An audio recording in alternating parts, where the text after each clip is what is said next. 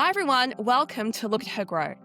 On this podcast, we interview Christian experts on content that's relevant to mums and women. We're your co-hosts, Yana and Devon, and our prayer is that you thrive in every aspect of life. Please go and join our community on social media, be a part of the Look at Her Grow family, and we truly hope that you love this episode. Hey, we're about to jump into this episode.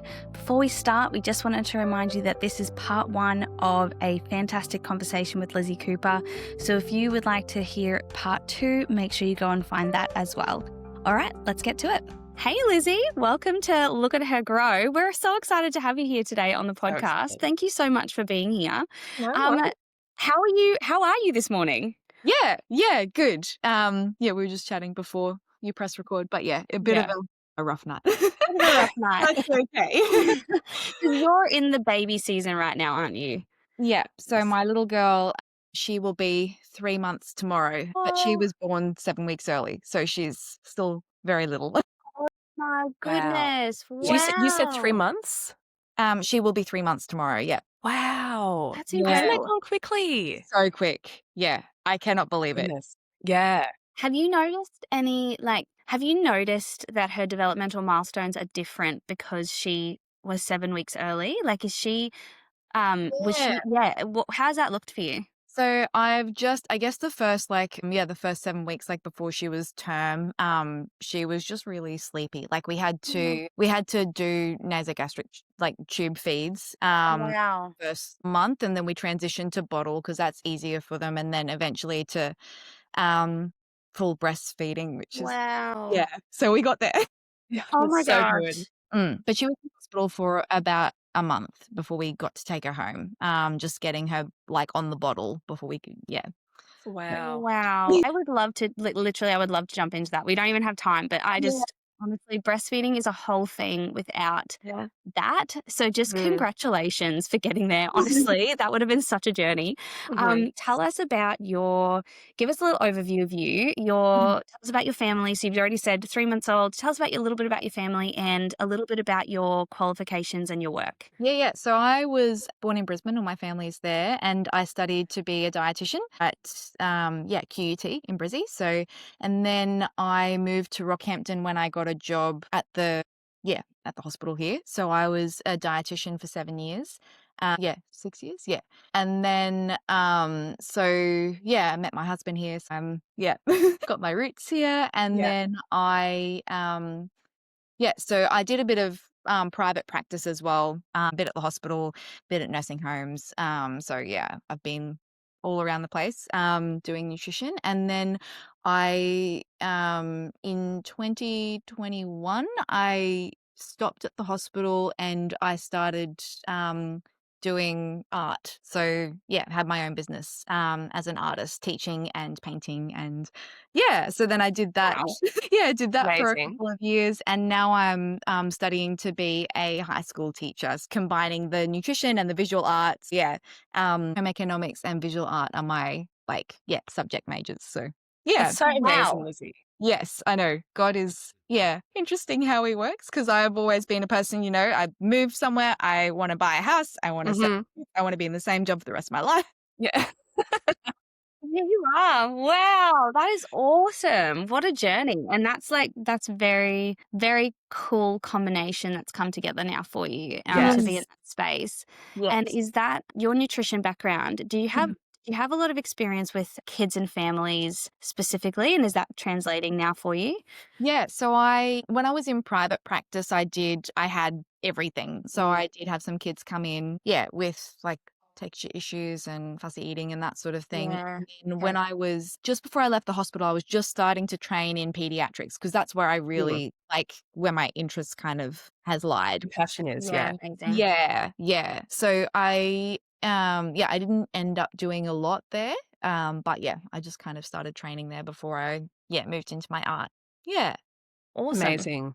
So we're so thankful to have you here, Lizzie. Yeah. And one of the questions we like to ask all of our beautiful guests, and it's very much about what we're about on our podcast, Look at Her Grow, is how are you growing as a mum, or how have you grown in these first kind of 3 months as a woman, as a mum? Yeah. I guess it's obviously being a mum is so different. Like I I'm a very routines person. It's always been really important to me to get up, like, get outside, have my run, then come back and then have like a good solid, like, a half hour to an hour just reading my Bible, Mhm. journaling and praying. So I know yeah, this about you because we were housemates, so I yeah, totally yeah, I can see all of this. That's a fun fact. I did not know that. You Yeah, 2 are yeah. housemates. Oh my gosh, Yeah, for a cool. long time, actually, yeah. yeah, Oh, yeah, Sorry to interrupt. actually, I remember. No, I did. I actually remember that. Yep. Yeah, yeah, So, ignore yeah. that. And then Continue. we all Yep. got engaged and then that's it. yeah.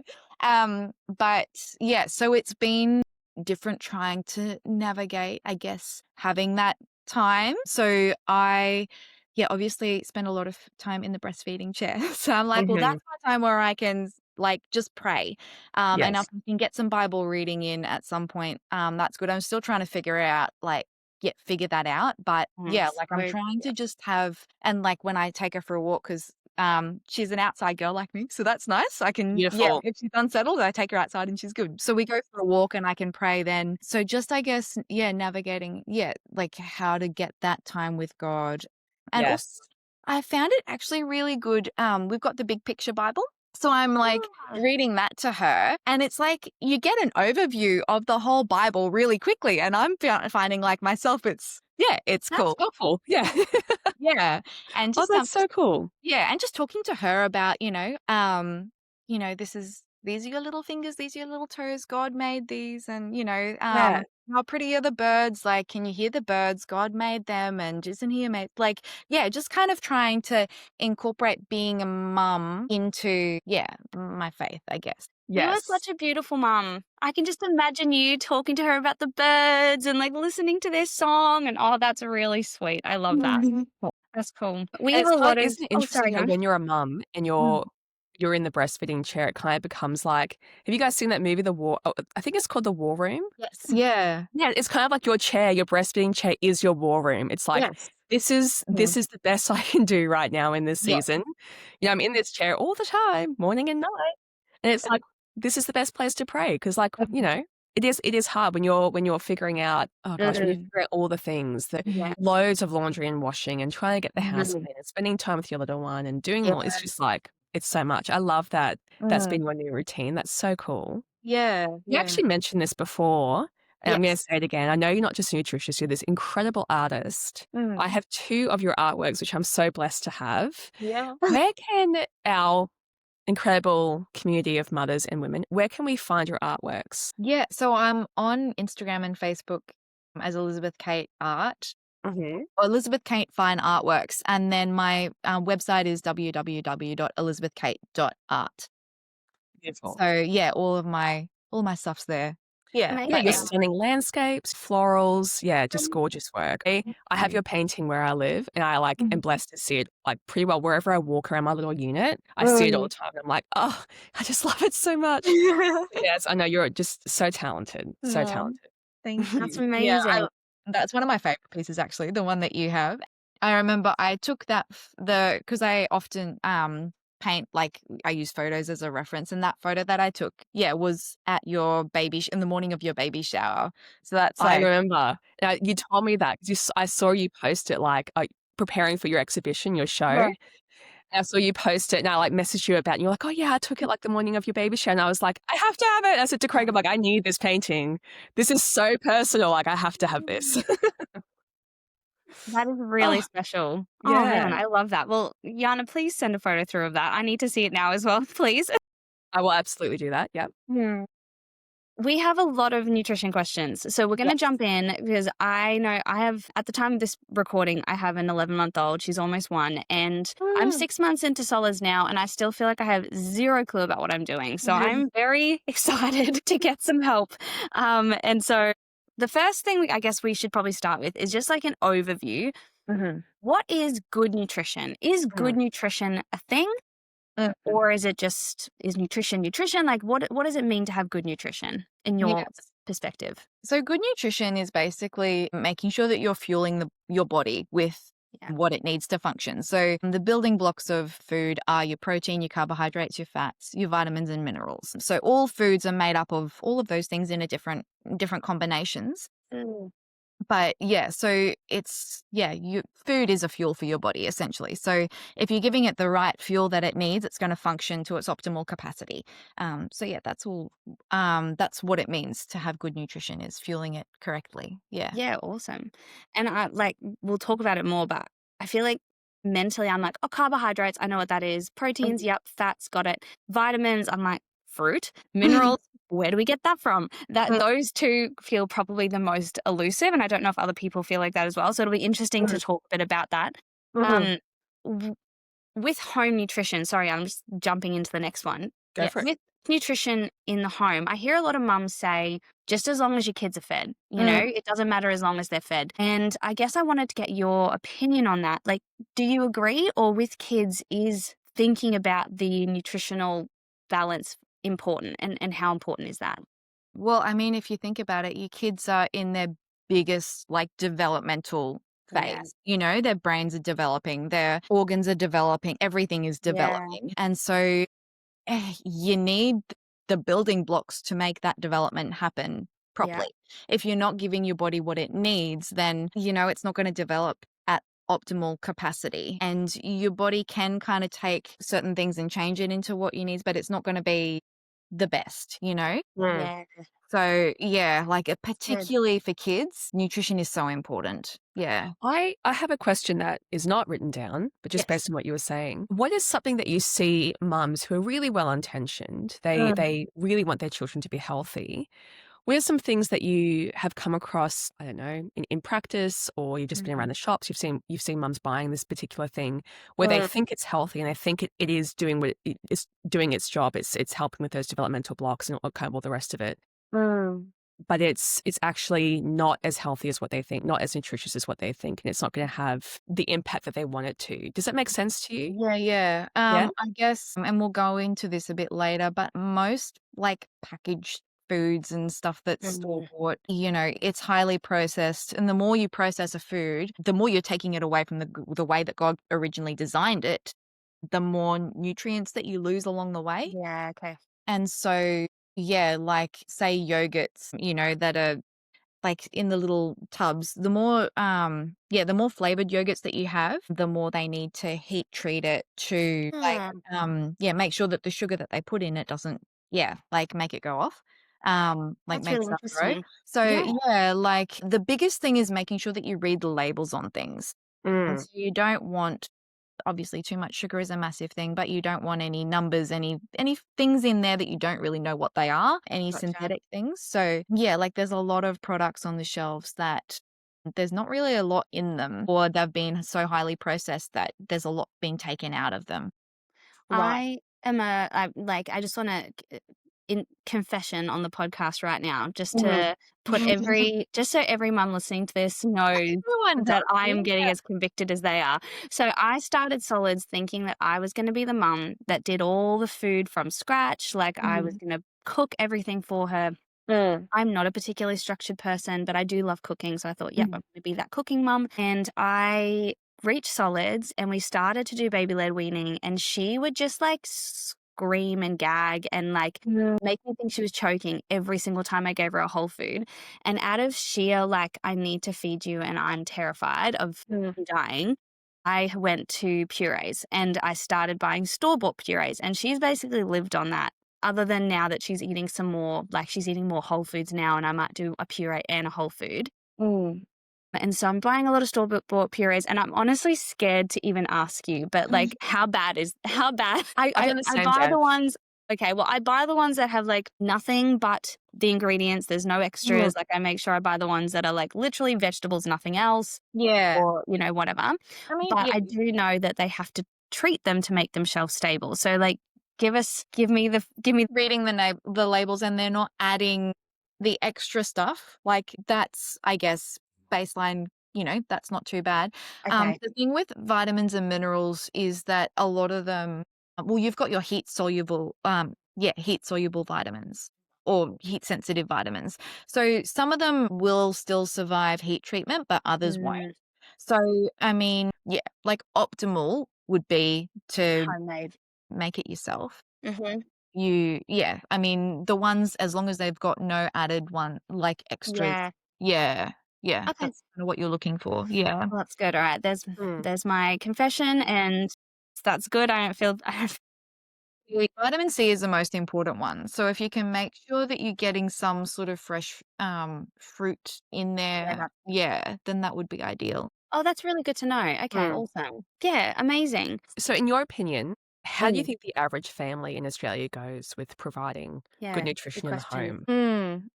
I think yeah, I was thinking about this. I guess because we're in such a fast-paced society Mm, and, a lot of mums go back to work so early Mhm. with the cost of living, it's really hard. It's yeah, hard. Um, Yeah. yeah, like, I'm thinking about going to work next year. I'm like, I don't know how do you do Yeah. that with a Yeah. baby? But yeah, so I guess a lot of parents do go to the convenient stuff, and, the, frozen meals and that sort of thing. And I guess fast food is the worst, obviously Mm. that's yeah, not yeah, not ideal because there's not really in it much at all, and it's high in saturated fat, very calorie dense. yeah. Yeah, so that's obviously, the worst. And the biggest thing is not being able to sit down for family meals is a Ah, massive thing as well. Wow.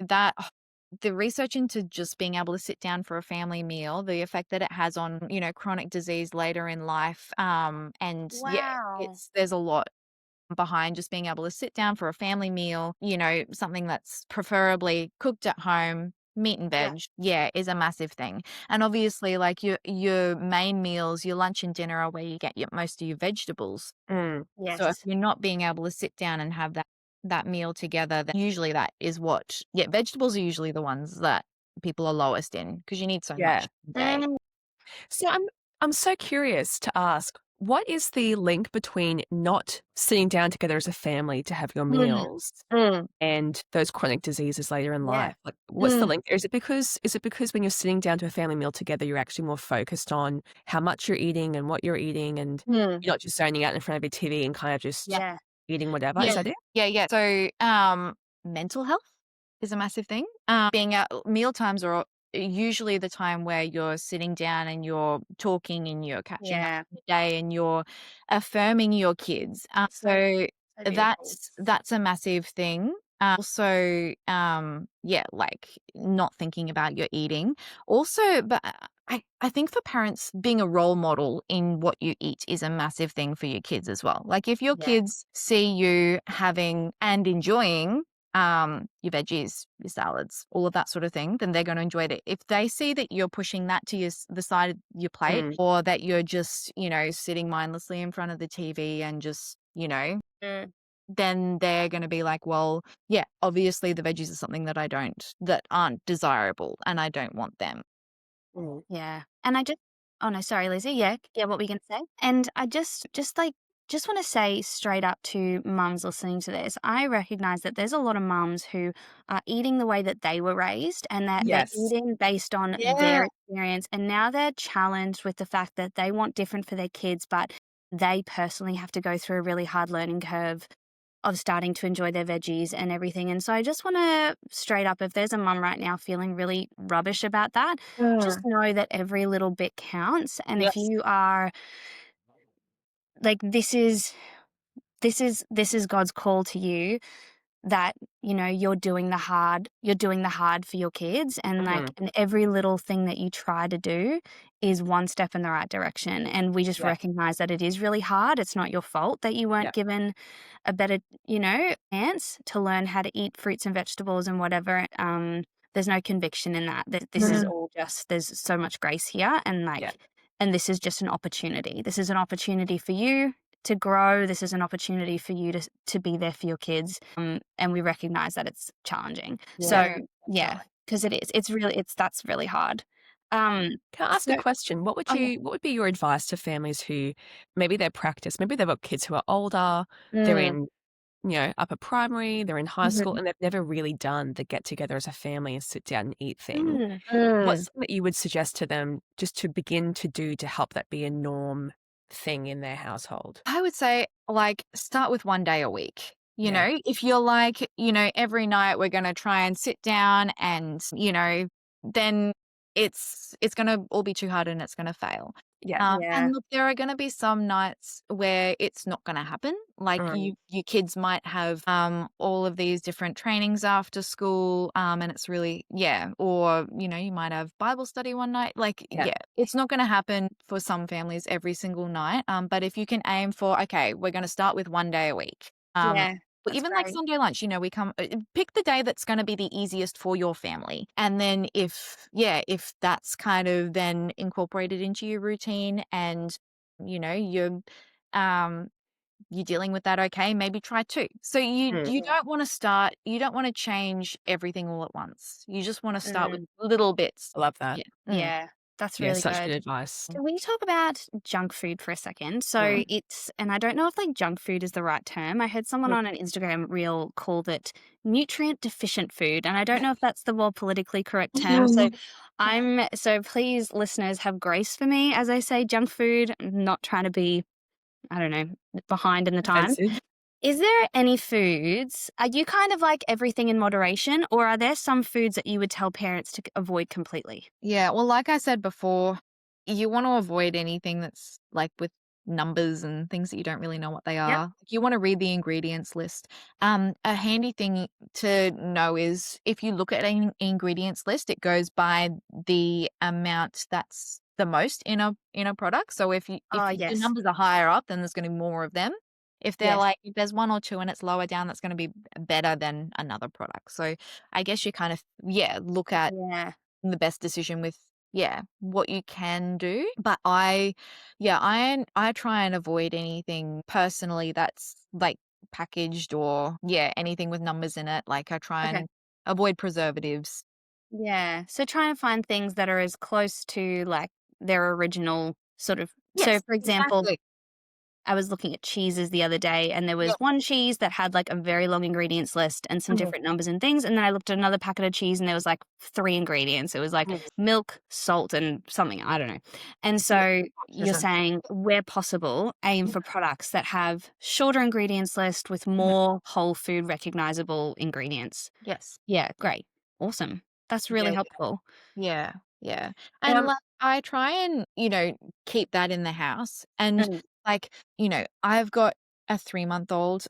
I don't have a 3-year-old or a teenager. So I yeah, don't have experience and I'm sure it's really hard yeah, as you go on. But I'm kind of, I do have a husband and he so I have that. yeah, But yeah, I try and, things that I keep in the house are whole and yeah, great. close to the way God that made it as intended.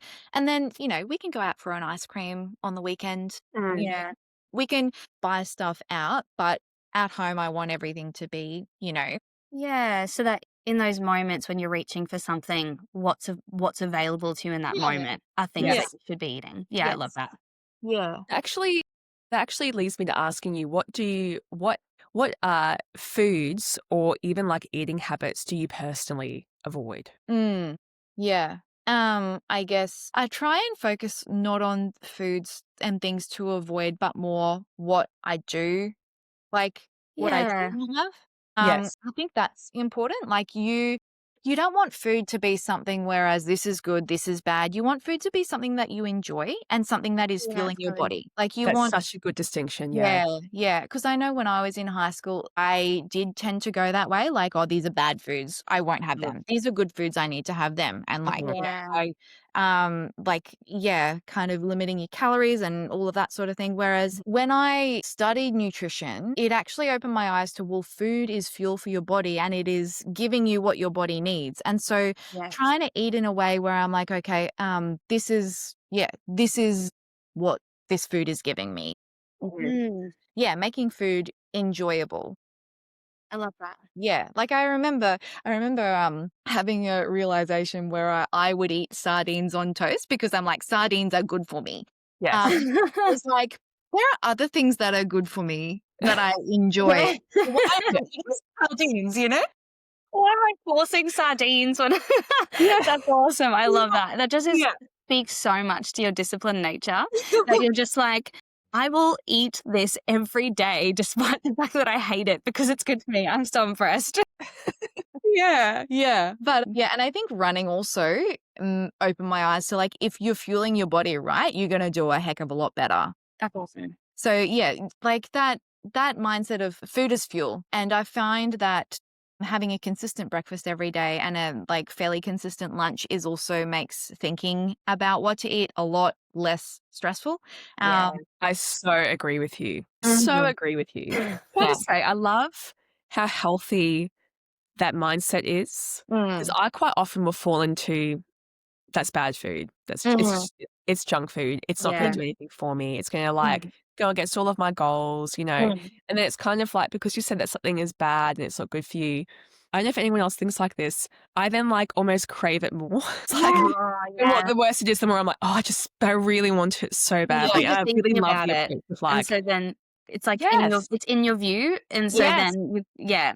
Yes. So I love the approach that, you know, food is fuel and how do Mm. you want to fuel your body and what kind of, yeah, I love Mm. that. I actually was going to say, I really agree with you on like if your lunches and breakfasts are consistent. I eat the same Mhm. breakfast basically every morning Yeah. and I hate lunch. It's like my least favorite meal of the day. If Craig, my amazing husband, if he doesn't prep my lunches for me, and he's been doing this for years now, I basically won't eat. I'll just Wow. find whenever I can. It's so bad. I'll happily make dinner, but lunches are like a nightmare for me. There you So Craig go. just does it all. Like, he'll prep his That's lunch for me, I can amazing. prep mine. So I get it. Like I think it's so That true. is If you eat the incredible. same thing, then it's easy. You're not like, oh, Mm. what do I have now? Yeah, Yeah, I love Yeah. that. yeah. Not having to think about it, it's like one less decision to make when you've got Yes. yeah, which is great. This has been part 1 of the conversation. In part 2, we talk about food psychology as well as continuing the conversation around home habits and spirituality around nutrition for our families. We'd love to see you there, so make sure you go and find part 2.